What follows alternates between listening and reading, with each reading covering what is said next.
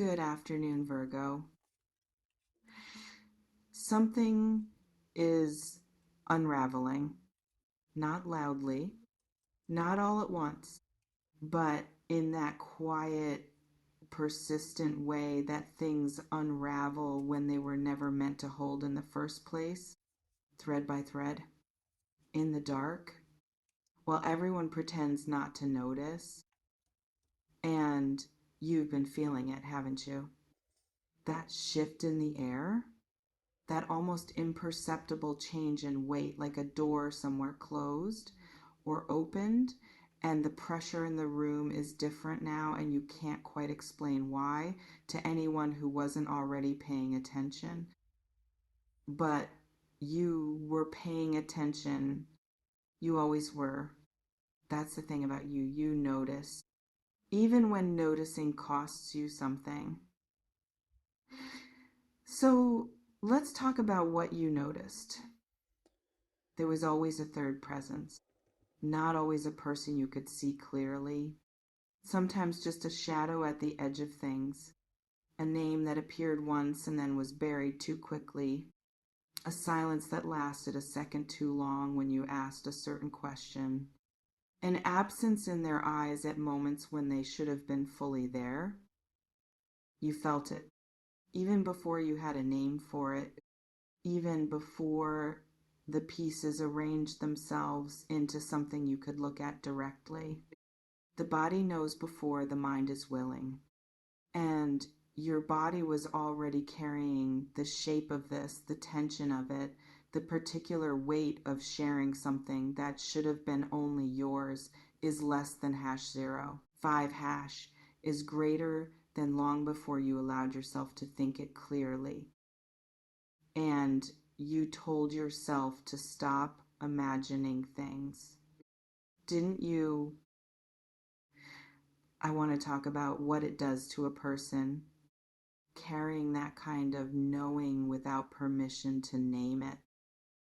Because there is a very specific kind of loneliness that lives inside a connection that should have been whole but wasn't, where you were present fully, vulnerably with everything you had, and something in the other person was always slightly elsewhere, divided, held by something you couldn't touch, couldn't compete with, couldn't even clearly identify because it was never brought into the light. You weren't crazy. Let me say that again because I think you need to hear it more than once. You were not crazy. The gap you felt was real. The distance that appeared without explanation, real. The moments where you reached and something was missing, real. You were reading the room accurately. The room was just not telling you the full truth. The third party.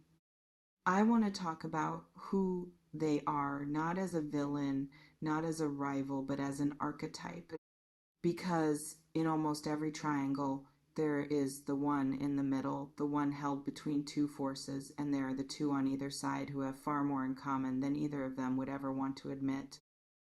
Both waiting, both partially seen, both carrying something they were never directly asked to carry, both in their own way pouring into something that wasn't giving back in equal measure. The other person in this, the third presence, they are not the enemy of your story. They are a mirror, a dark one, showing you something about what the person you chose is capable of, and perhaps more importantly, what they are not yet capable of. Someone who divides themselves between two people is someone who has not yet learned to be fully anywhere. Not with you, not with them, not even with themselves.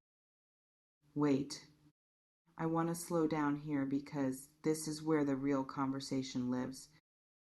Because it's very easy when a third party situation shifts, when something changes in that dynamic, to focus entirely on what that means for them, for the person in the middle, for the other presence. to spend all your energy trying to read what their movement means, what it signals, whether it changes the equation. And while you're doing that, while you're using all of your attention to track the choreography of people who were not fully choosing you, what happens to you? What happens to the person doing the watching? That's the question that's been waiting underneath all the others. Let me talk about the echo. When you live inside a triangle, even partially, even on the outside of one, your own voice starts to echo strangely because you've been calibrating everything, your words, your timing, your needs, your expression is less than #0. 5# is greater than around a situation that was already off balance before you arrived. You learned to take up less space, to ask for less, to be grateful for the portion you were given, even when the portion was never really enough, even when something in you knew quietly, persistently, that you were built for something more full than this. And slowly, without noticing, your own wants started to sound like unreasonable demands to you. Your own needs started to feel like burdens. Your own worth, the real, solid, unearned worth that existed before any of this, started to feel conditional, dependent on their choice, contingent on being chosen over the other. That is the real damage of a triangle, not the betrayal, not the other person, but what it does to your sense of your own value when you spend too long waiting to be selected. And now something is shifting. The third party situation, whatever its shape, whatever its specifics, something in that dynamic is changing. Maybe you can feel it already. Maybe it's still just a vibration, a frequency that hasn't yet resolved into something nameable. And here is where I want to be very careful with you. Because when a triangle shifts, when the third presence moves, recedes, changes position, there is a rush of something, a sudden flood of possibility, that feeling of a door that had been blocked now being slightly ajar.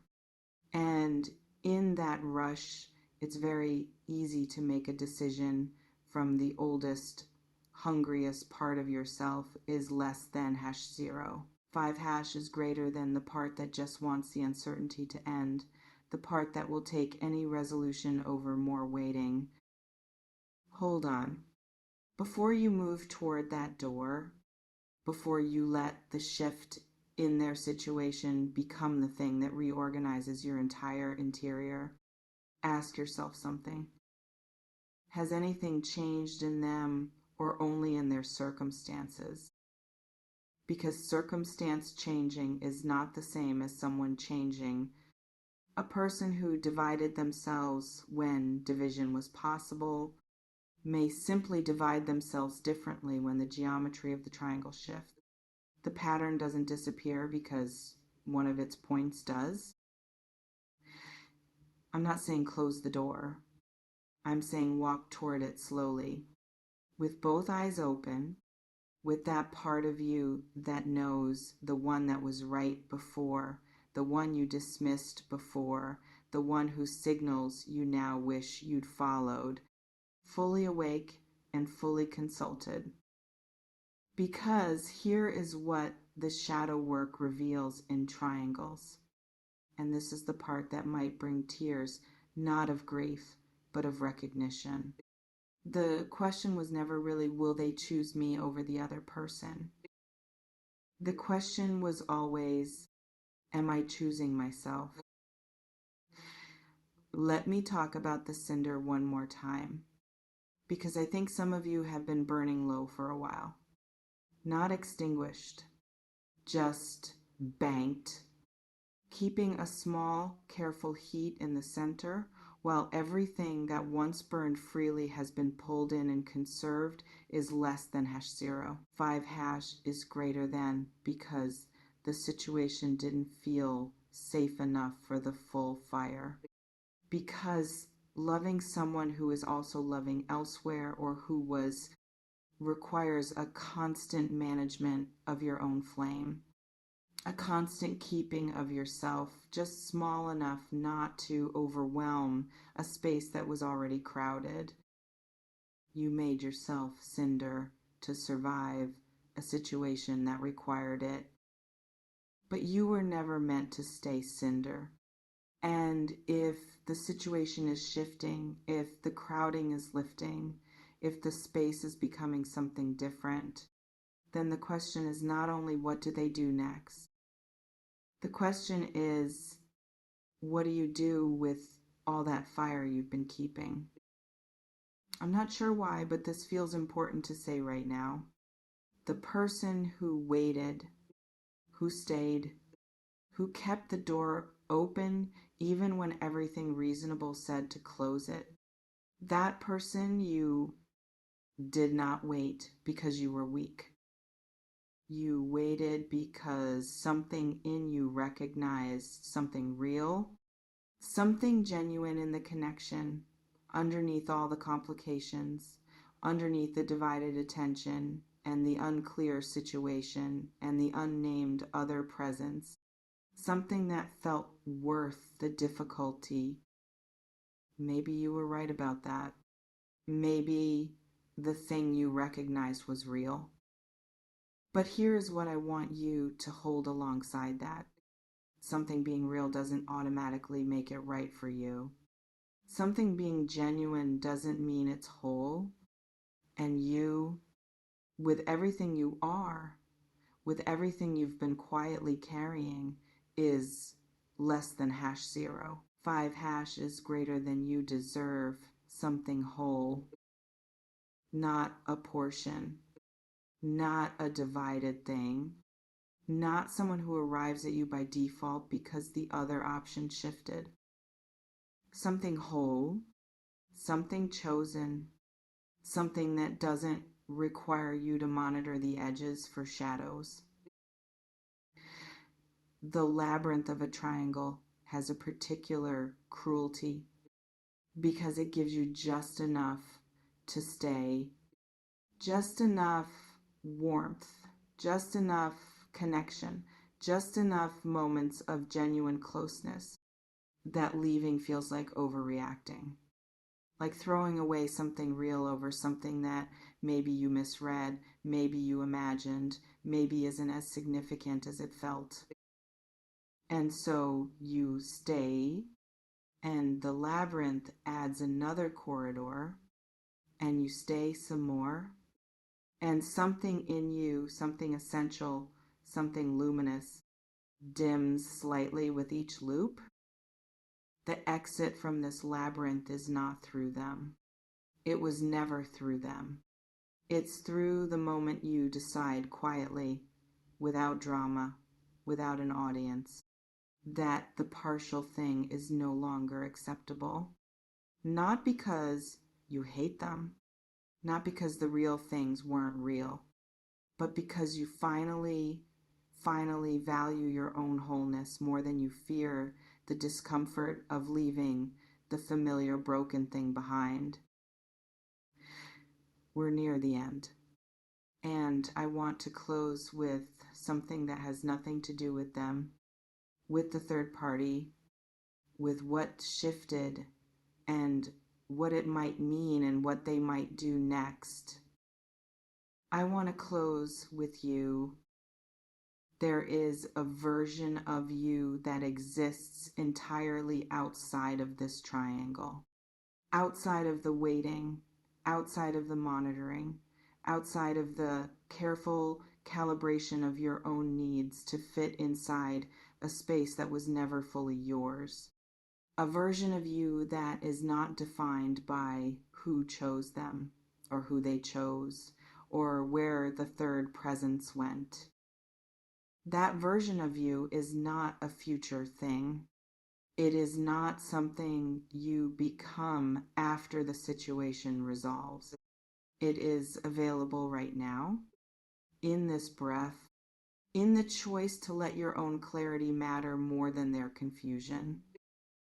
The broken key, everything you've carried through this, the patience, the self-doubt, the moments of genuine love alongside the moments of genuine pain. None of it was wasted. It changed the shape of you, and the shape of you now worn, precise, specific, fits something that the undamaged version of you never could have reached. Trust that, even now, especially now, take what resonates tonight. Leave what doesn't. You know yourself better than any voice in the dark ever could. 2 questions for the quiet or for the comments if something moved in you tonight. What have you been telling yourself was enough that you've always known wasn't? And what would you do? Who would you become if you stopped organizing your life around someone else's unresolved situation? Sit with those without rushing, gently. I'll see you in the next one.